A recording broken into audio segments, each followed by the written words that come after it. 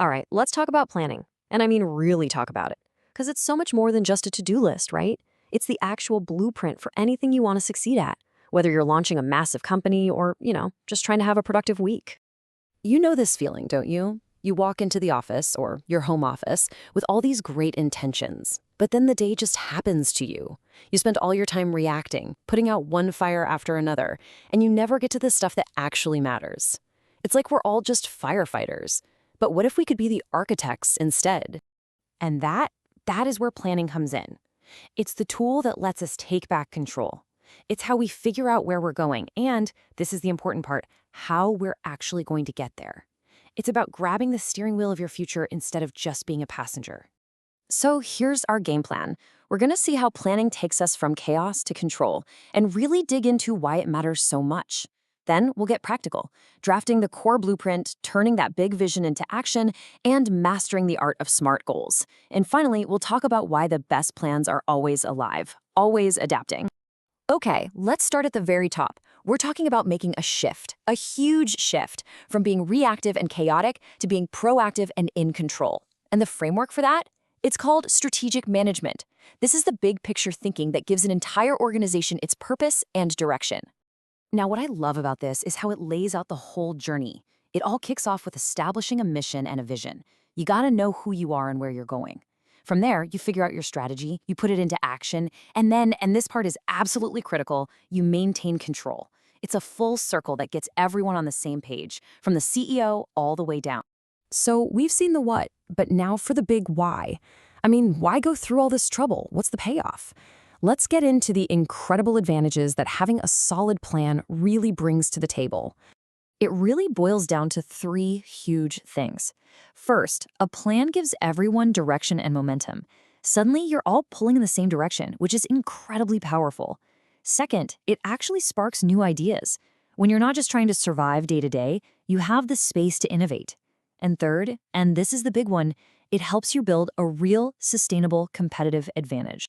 And let's be clear, that competitive advantage, that's the ultimate goal. It means you can do what you do better than anybody else out there. It's not just about being a little different, it's about being fundamentally more effective. It's how you win.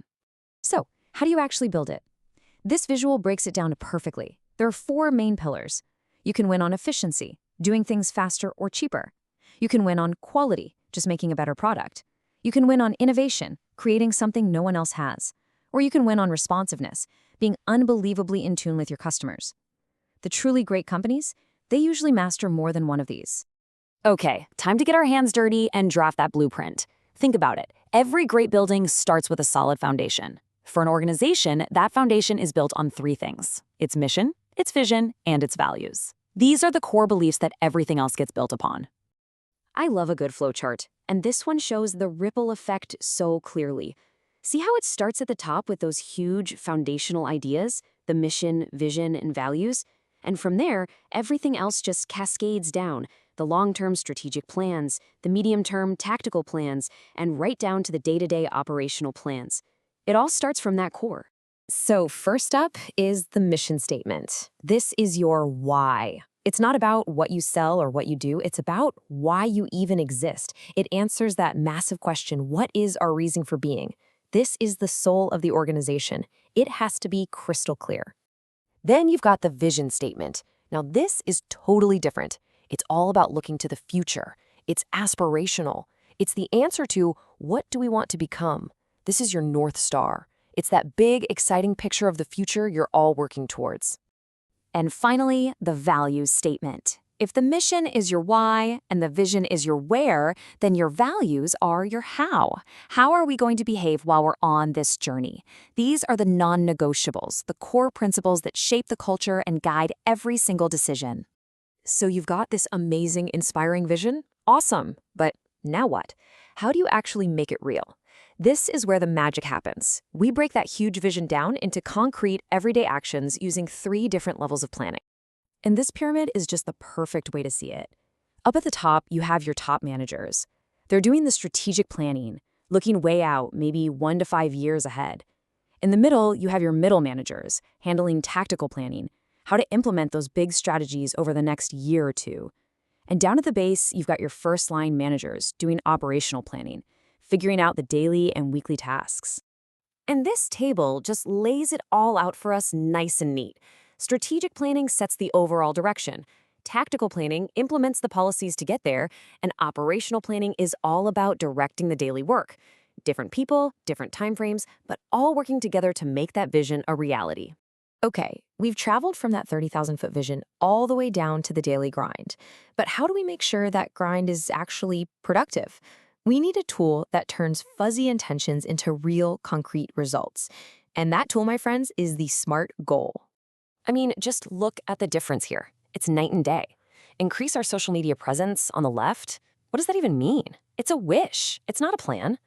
But the SMART goal on the right?